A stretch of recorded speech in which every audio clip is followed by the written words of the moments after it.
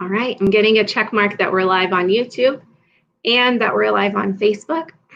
Just going to go ahead and give it a second and check our Facebook. Get a drink of the water. Gosh, I feel like I talk so much that I'm just so dehydrated by 2 hours into the workday. It's crazy. So if anyone has started hopping on with us, please give us that thumbs up, like it, and let us know that you see us, you can hear us fine, so we can get our broadcast started. We'll get started here momentarily. I'm excited for the content that we have, so I don't want to hog this up too much by delaying things.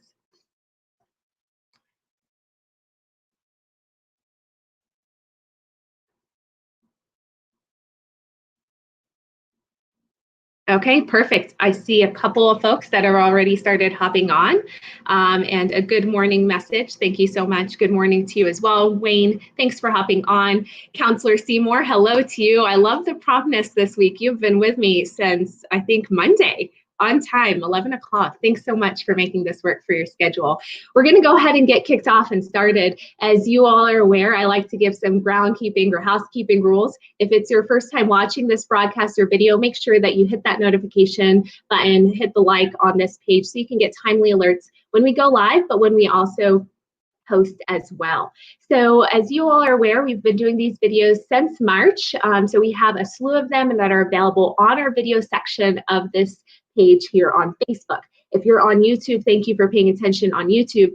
And if you know people that just don't have any social media platforms, just direct them to either our YouTube page or our westminsterchamber.biz page, which is actually where we have a lot of the COVID updates. That's westminsterchamber.biz/COVID-19-updates. And we will update those continually with videos that we have. Sometimes it's just a little bit more delayed than real time. So know that we have access to a lot of people through all of our social media platforms, Facebook, YouTube. We're also on Instagram and Twitter. Please make sure you're following us and connecting with us at Westy Chamber on those platforms as well. So today, again, I'm stepping out of what I usually do, which is Fridays are generally reserved for my electeds, but I figure we can go ahead and start highlighting a couple of our partners in governmental or administration as well. And so with session concluding, I want to say nearly 2 weeks ago, it's probably about a week and a half to 2 weeks ago, we've had a series of legislative recaps kind of been provided. The recap directly from our own lobbyists is going out in an email that should be received by you. If you're not signed up already for our email communications, DM us your email so I can get you added into that as well.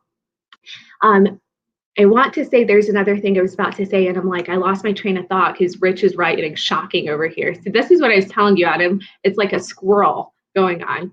So that recap will go on into our email. We have with us county updates or county legislative recap. And then next Friday, we actually will also have with us State Senator Rachel Zenzinger to give from her lens as well.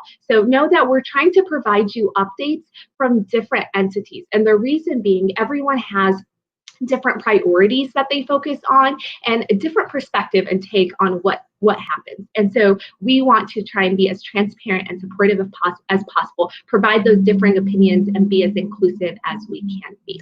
So I think that kind of concludes my housekeeping. I want to transition to our guest today, and our guest is Adam Berg. Adam is the Legislative and Government Affairs Administrator.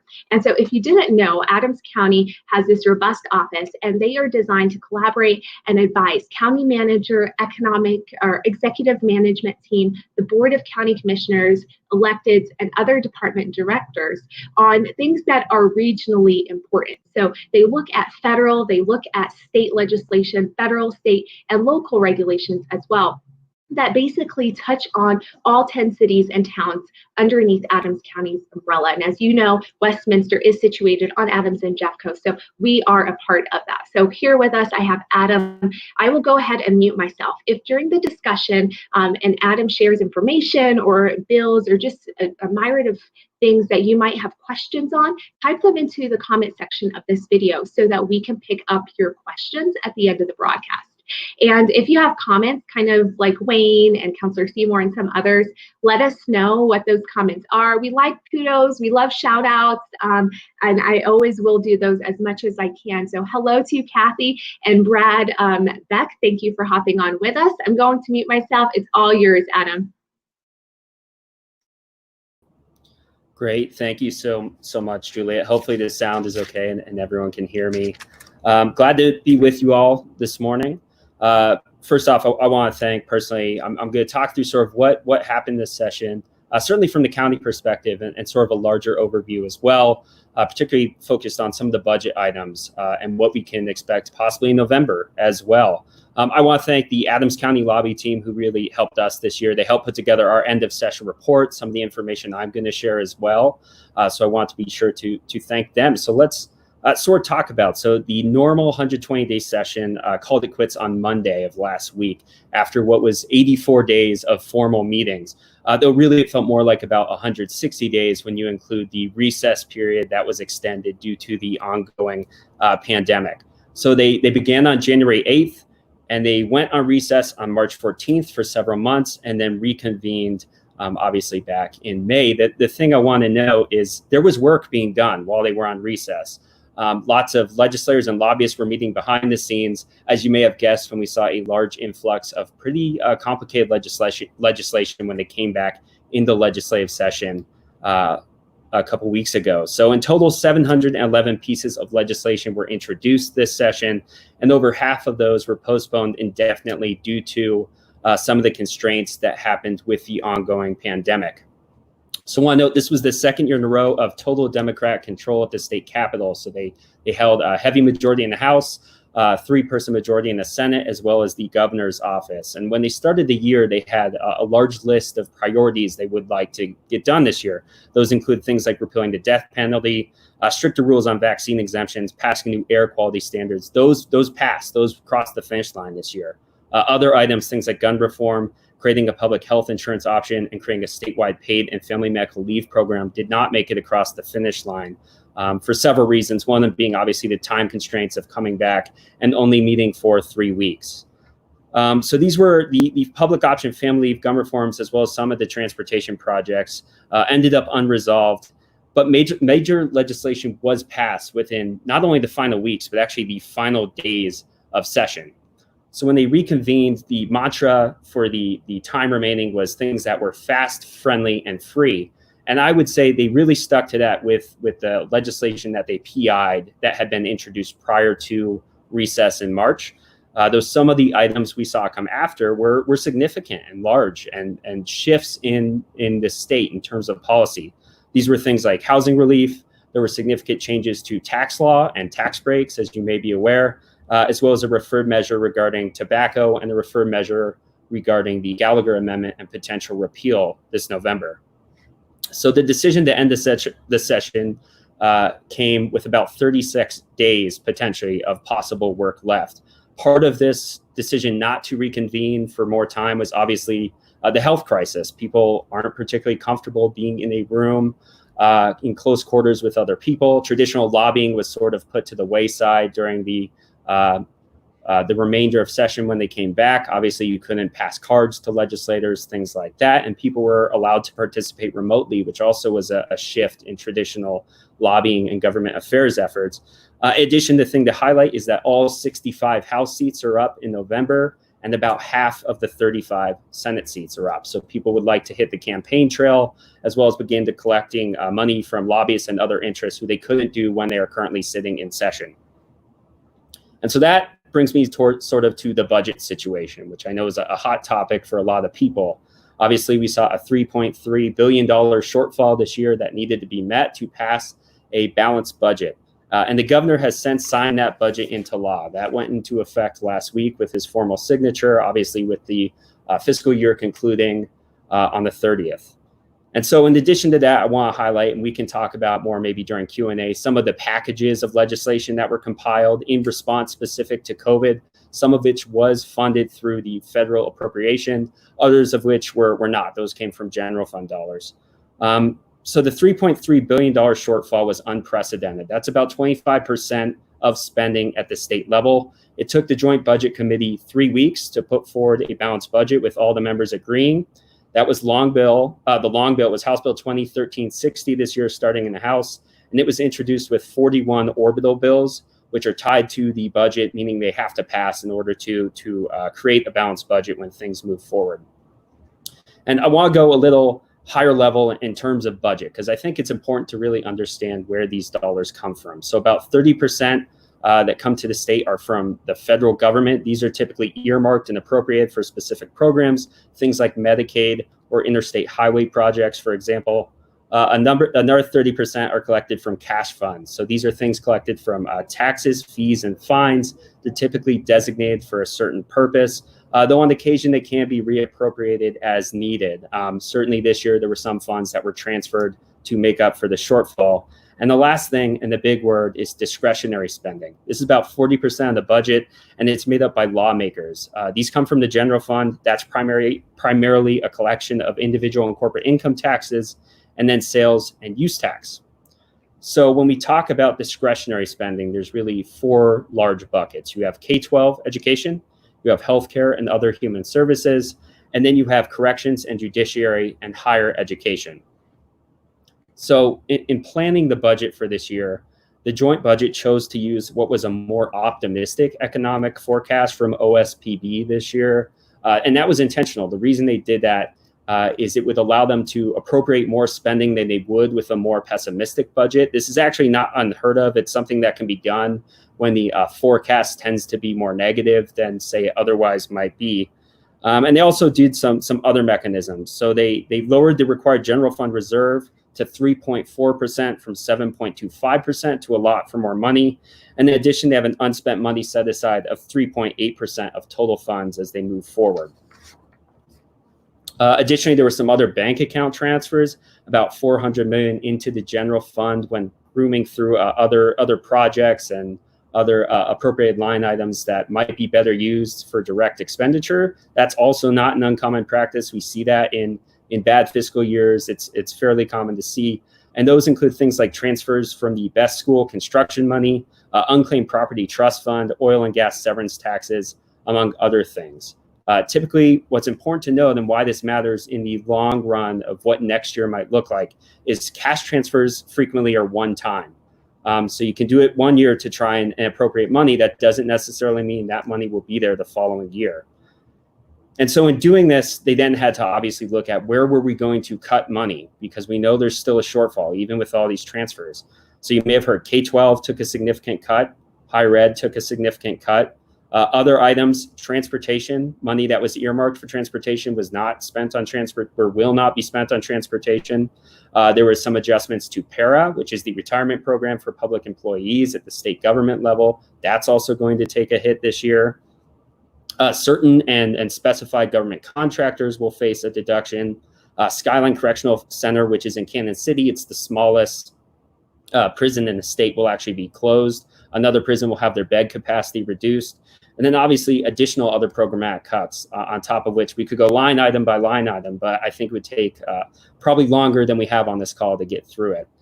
So that's sort of the budget situation. And something I do want to focus on, because I think it matters to a lot of us in the state, is Senate Concurrent Resolution 20001. This is the Gallagher repeal amendment that will be going to the ballot in November. And this was an attempt to try and further stop some of the budget calamity that we're seeing. So quick background on Gallagher. It obviously took effect in 1982. This is the balance between residential and non-residential property rate. So it's 45% or non-residential. Residential is 45%, non-residential is 55%. And under the amendment, those rates are set in statute. So 29% for non-residential, 21% for residential. Now, the thing to keep in mind is every 2 years, they adjust those rates to equate the 45-55 split. So currently, the property residential assessment rate for residential is at 7.15%, and commercial or non-residential is at 29%. So in addition to that, there's also a secondary bill that will be tied to the referred measure at Senate Bill 2223. Essentially, this would prohibit the legislature from changing assessment rates for property, thereby freezing the rates for the time being. The thing to keep in mind, as you may know if you're familiar with the legislature, is that current legislatures can't bind the hands of future legislatures. So while it's good to see the set aside potentially that we may have a freeze, we might not see a drop off, that doesn't mean the future legislature can't make the decision to then go in and reduce those rates should voters approve the repeal measure in November. And so the reason the repeal was put forward is there was signaling that based on the economic situation we're seeing, there could be potentially what could be thought of as an 18% residential property tax cut based on the balance within Gallagher. So what that might mean is an additional $491 million cuts to schools and roughly $200 million in cuts to county governments starting in July of 2021. So the legislature felt the need to possibly go to the voters to see if they could potentially prevent some kind of funding drop off for some of those special districts and other groups. Much like Proposition CC, which we saw get introduced and did not cross the finish line, the thing to note is this can be a complicated topic for voters. I think those not particularly familiar with Gallagher, it can be a steep learning curve. In addition, there is some divide in the state between whether Gallagher benefits metro versus rural regions. And I'm sure we will hear quite a bit about that as we move toward November and this initiative goes forward. A couple of things to touch on: transportation. It's one of the highest polling issues in the state in terms of need. And we really are in a mixed bag after the end of session this year. So we saw actually a high demand for state issued debt coming from the state in terms of transportation, which is good. It means it might make up some of the shortfalls that CDOT might see as we move forward. The thing to note, though, is there's also bad news with what's going on in the state. So next year, we're hearing there might not be a fairly large, which has been traditional, appropriation of general fund dollars to transportation specific. And in addition to that, we saw an initiative that was supposed to go on the ballot this year. Some of you might be familiar with it, postponed for an additional year to the following ballot, which would have allowed for bonding for transportation projects across the state. On top of that, I think the thing to remember is business was closed down for several months. A lot of people weren't driving. They weren't getting in their cars. They weren't spending money on gas dollars, and we weren't collecting gas tax. And that will have some effect as well as we move forward. So that sort of brings me to the economic outlook that we're hearing a lot about this year. So we actually saw what could be considered, all things considered, a fairly optimistic budget forecast within the last couple of weeks. Maybe signaling things aren't as bad as we initially expected them to be. Unemployment rate actually ticked down slightly. It went from 12.2% to 10.2%, and businesses are sort of starting to show signs of life. We're seeing some influx of spending. People are going out more. They're going to restaurants. But the thing is, this needs to be really taken with a grain of salt. And here's why. When things shut down in March, it happened so quickly. It was almost overnight. Businesses shuttered their doors. And for weeks, if not months, on some cases, they weren't participating in the economy. And so, obviously, that being the case, we saw a very steep drop off in terms of spending, in terms of the fiscal situation. Similarly, now that businesses are open, we saw a sharp upturn at the same time. Overnight, businesses were told, based on guidance from CDPHE and the governor's office, that they could reopen. And so we saw a steep incline of businesses reopening, people going back to work, sort of a surge of employment and energy in the economy. Here's the thing in the long run. We have 20 million jobs lost across the country, possibly more. Unemployment across the country remains high. And the balance is jobs lost doesn't mean unemployment. They're not the same thing. It means jobs that will no longer be there when people go back searching for work. And so we're expecting sort of a stagnated period of time where we might see some ups and downs in the economy. If there's a second rise of cases come the fall, I think there is some major concern that, who knows, we may see another drop off. So looking forward to next year's session, we don't really know.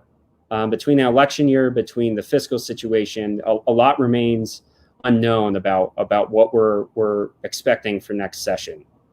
And so with that, I would be remiss not to talk a little bit about the federal dollars that we've seen come into the state, because I think a lot of people have heard so much about the CARES Act and what that means.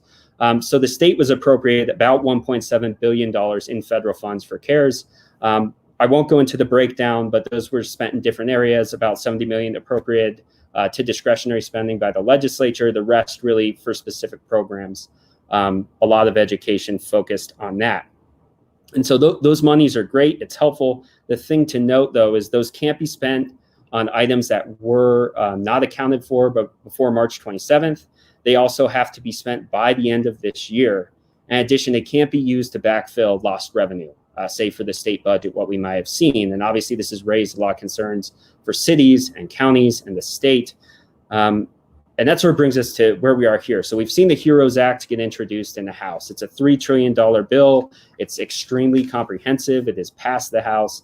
Really, it's the fourth package in what could be defined as the congressional action in COVID. So you had the Coronavirus Preparedness and Response Supplemental in early March. You had the Families First in mid-March. You had CARES. And then you had CARES 2.0, if you recall, when the PPP was introduced. And then it was greatly reduced as businesses took advantage of it, which is great, and they need to refund the program. In terms of the next package, which we're hearing so much about, I don't think we will see something till July. I've talked to our federal lobbyists. We have great eyes on the ground in DC. And what might be incorporated specific to possibly your organization, Juliet, some across the state. The American Society of Association Executives is actually lobbying for some funding to go to organizations like 501c6 organizations, which were not eligible for some of the funding prior. Obviously, that could potentially be included. In terms of what the Dems hope to see, we have things like hazard pay, unemployment, food assistance, direct state aid of about $1 trillion. Mitch McConnell came out and said it is a unserious package from an unserious majority, were his words when he saw the HEROES Act introduced. Though there is an interest in passing something in the Senate, and we think it will pass somewhere in the realm of between $1 to $2 trillion when all is sort of settled. As part of that, the negotiating side on the Republican side, the Senate would like to see some kind of business liability protection included. That's sort of their mark they've set down. And so I think we'll see negotiations continue, probably a package before August recess when they go home to their district to campaign with the election in November. And we will certainly keep you apprised of that information. And with that, Julia, I'm happy to take questions and turn it back to you. Well, thank you, Adam. That was pretty comprehensive.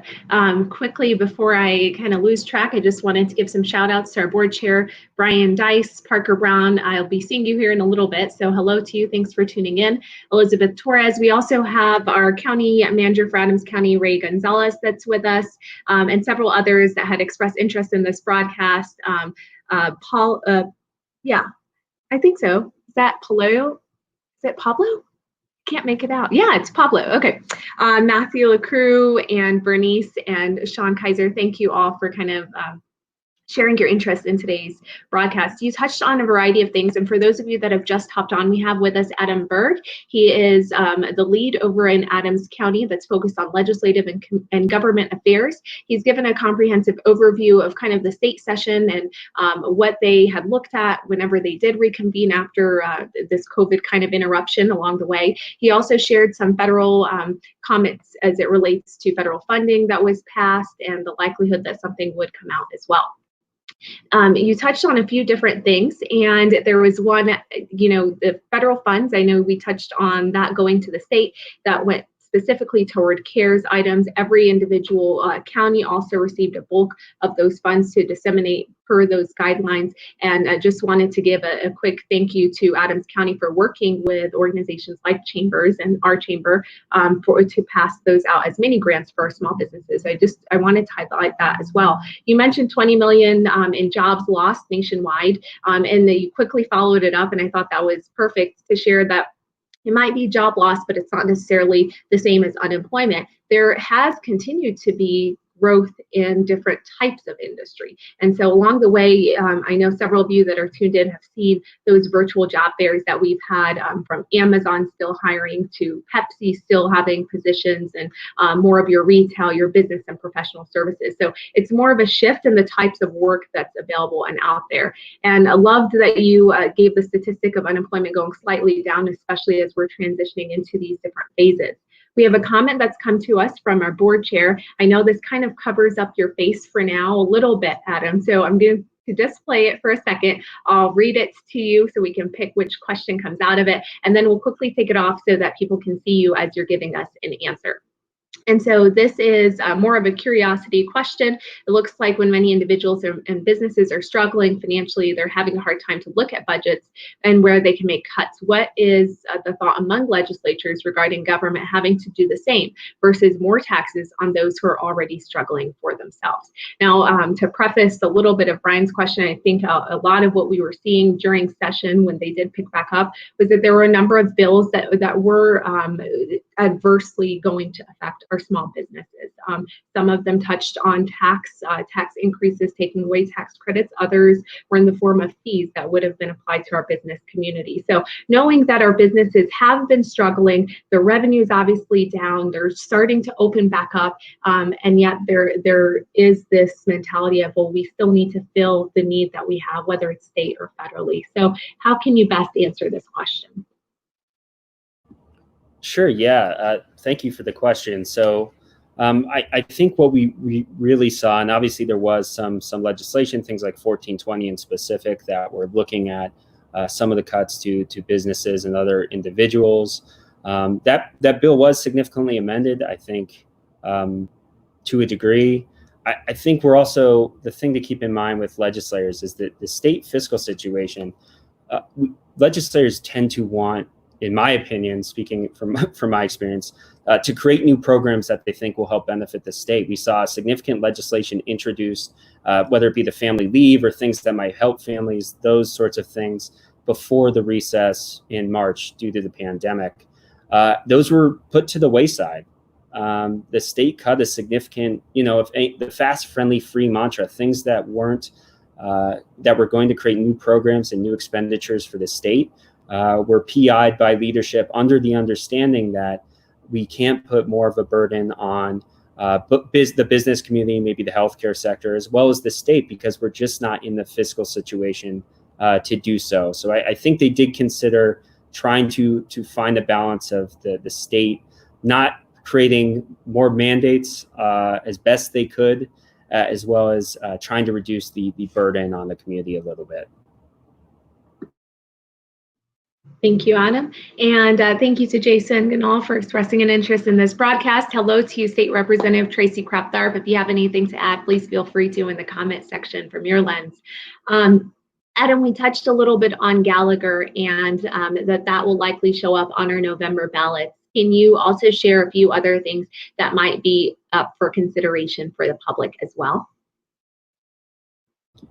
Yeah, I'm happy to. We're also going to see a measure from the legislature. It passed within the final days that will look at taxing on tobacco and vape products, which we currently do not have, actually. And a lot of this money would be appropriated to things like pre-K and some education-oriented stuff. In addition, I think we could potentially see some oil and gas measures. They've gone before the title board to get on the ballot, some of which have already been rejected. And then there is an additional push that we've seen early to try and get signatures by August 3rd for some kind of paid family leave program within the state. But I think more locally, we're going to see a significant number of things on the ballot. I think potentially mill adjustments might be up for vote based on potential economic situation. So I would think, and I would predict, we have a pretty full ballot in terms of measures come this November. Excellent. And I know along the way, you all provide legislative updates that we will be featuring on our website and make those available. And know that closer to election, what we generally do as a chamber is hold those forums for those that are running for office, whether it's city, county, state, or even federal. And then we also will make available white pages and what positions are out there that we may have taken a description of those elements that you should consider whenever you're casting your vote as well.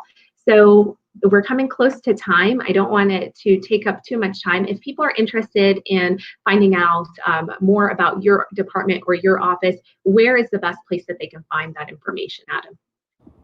Yeah, absolutely. So they can find it on the Adams County website near the county manager's homepage for the Legislative and Government Affairs arena. In addition, Juliet has my email. So if you have questions or you'd like to contact me, you are more than welcome to reach out to her, or my email is on the website as well. Excellent. So thank you so much. And yes, I will be happy to share if anyone has specific questions that they want to direct to Adam. If you are watching this broadcast on replay, please give us that hashtag replay so that we know that you've actually watched it, and let us know if you have any questions or comments as well. If you thought of a question after this broadcast has concluded, you can feel free to post it. We actively check the comment section. We also will take up any DMs as well. Some of you like to share information or questions with us privately. Know that we support that privacy and would take that into consideration as well. So thank you again to State Representative Tracy Kraft-Tharp as well. We are at the 30-minute mark of our broadcast. And if you're wanting more information on this recap, please check our website and the email that's coming out with information on the recap that Adam has provided. He shared on the Adams County side and just shared briefly with us here on this broadcast. We will be back on Monday. And I know there's been some questions about, with 4th of July coming up, what does that schedule look like? Honestly, we'll be here the full week next week. So whether you want to tune in right at 11 o'clock or you want to watch it on replay, know that will be available for you. We have a tremendous lineup from business success stories, once again, that will be highlighting businesses doing great in the community, how they've addressed COVID. We have a couple of experts sharing with you how do you still navigate and build business virtually. And of course, we start off every week at 11 a.m. with our mayor. So Mayor Atchison will be with us on Monday morning at 11. If you have any questions for our city or city-specific questions, please bring those to that broadcast. But I want to thank every one of you for taking the time to be here with us, for tuning in and engaging, and just being aware of what's going on in the community. I think that's so important for our residents, for our businesses, and everyone alike. And of course, to Adam, thank you so much for taking the time, carving it out. I know you're hopping from one call to the next to absorb a lot of this information, to voice your positions. And so it does not go unnoticed how valuable that 30-minute block has been for us. So I hope you have a terrific weekend as well.